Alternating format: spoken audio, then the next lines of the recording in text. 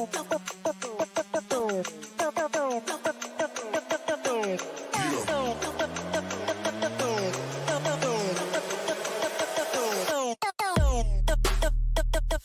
to DRC Live, powered in part by Classic of Denton and the Denton Record-Chronicle. The views and opinions expressed by the show hosts and their guests are those of the show host and guests, and not necessarily those of the sponsors, DentonRadio.com, or the Denton Convention and Visitors Bureau. For more information, visit the Policies and Procedures page at DentonRadio.com. Good afternoon, Denton, Texas. I'm Lucinda Breeding. I am the features editor at the Denton Record-Chronicle, and I'm Jenna Duncan. I'm the business editor over at the Denton Record-Chronicle, and this is our show, DRC Live, where we tell you the latest business news and events and things you should know about your community. It's been a minute. I know it has. It's been a minute. Yeah. Well, welcome back. It's 2020. It is. Yes, it is. Crazy. I keep writing the wrong year on everything. And I've even jumped back like a decade accidentally, and I'm like, what's happening with my brain? Yeah, my What's brain's going on? broken. Am I having a stroke? Yeah, I shouldn't joke about that. I'm like recovering from just like having a day off all the time. Oh, like yeah. not having a day off this week. I'm like, what? Yeah, what's going on? I have to work an entire week. That's rude. I know, exactly. Well, next week we'll make up for it. Yeah, next week we'll make up for it.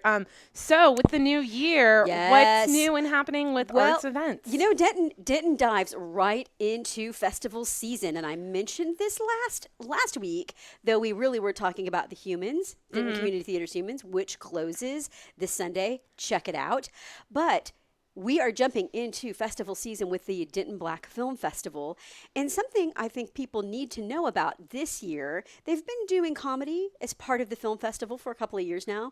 But Daryl Littleton, a comedian who has written for D.L. Hughley, who's worked for BET, has written for the Tom Joyner Morning Show. Gosh, I hope I'm doing that right. This is a guy who really has, he's got Def Jam chops. He is going to be at the festival this year. He is going to do some comedy during the adult comedy competition, and he's also going to be a judge on the panel for that. Oh, fun. But something that he really wanted to do was a children's comedy competition. Now, I know you might hear that and think, I don't know how I feel about that. But Daryl Littleton, who has also written quite a few books about comedy, the history of comedy, especially the history of Black comedy, he thinks... And I'm really coming around to this idea that humor is actually a really, really good tool for children and adolescents to have as they mature. And when I was talking, I can see that. Yeah, no, I hadn't really given it that much thought. But he said that, a lot of people think that children should listen to classical music as they are developing because it makes them think differently. It leads to critical thinking. But humor can also be a really important developmental skill. And he thinks it can definitely de-escalate playground tension, hallway tension.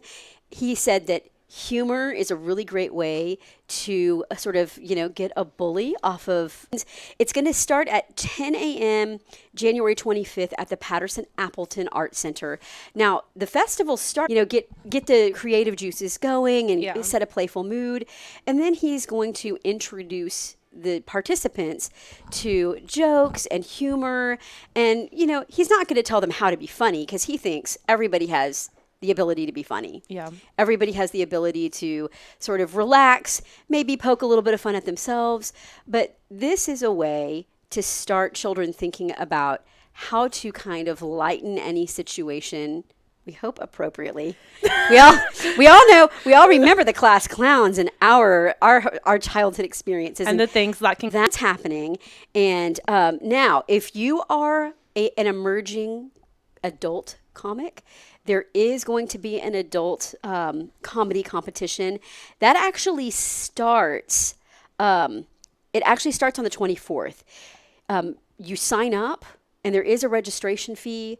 And what happens is, I think the first round on the 24th, you do 3 minutes of material. So you've got to go in there and make an impression. Oh, wow. And it's also, if I didn't say this, it's at the Patterson-Appleton Center. Okay. And then the finalists move on to the January 25th competition, and that will decide the winners. Like I said, Daryl Littleton is one of the judges. I believe there are going to be 2 other judges, and then the audience will also get to vote of those guys or gals, and you want to try test your material. Bring your A game to the first night on the 24th. Because you only get 3 minutes. Now the finalists get 10 minutes, which is when you think about that's actually that's a real set there. Yeah, that's a set. There's a real set, and and if you want more information about either the child comedy competition or the adult comedy competition, you can check our website out on Denton Time at dentonrc.com. But you can also go to dentonbff.com and just scroll through their site. They've got a really exhaustive site. They've got information about the music part of the festival, the films. They have got some really, really good films on tap this year. If you're like a film buff, you might recognize the title Just Mercy. Mm-hmm. That's a film that just came out last Friday. It is actually the real life story of an attorney named Brian Stevenson, and he actually is the attorney who exonerated Walter McMillan, who was actually was on death row for a murder he did not commit. And there is a documentary called True from the Jim Crow era, and that memorial is related to the Equal Justice Initiative. So that's one of the films. That's a big get. Yeah, that's a film I'm definitely going to make a point to see. And you can look at our website. We've got a growing schedule for the Denton Black Film Festival, or you can go to dentonbff.com and check it out. But there is going to be, it starts on the 22nd and ends on the 26th, and it is jam-packed. And the Black Film Festival features work by Black filmmakers and also features stories and documentaries about the lives and experiences of Black Americans and sometimes Africans and the what we call the diaspora. So they've always had a little bit of an international sort of feature in the festival. It is taking the films are screening at the Campus Theater and the business landscape of Denton. Okay, well, lots of things are happening. We published the Business Chronicle today. Yes.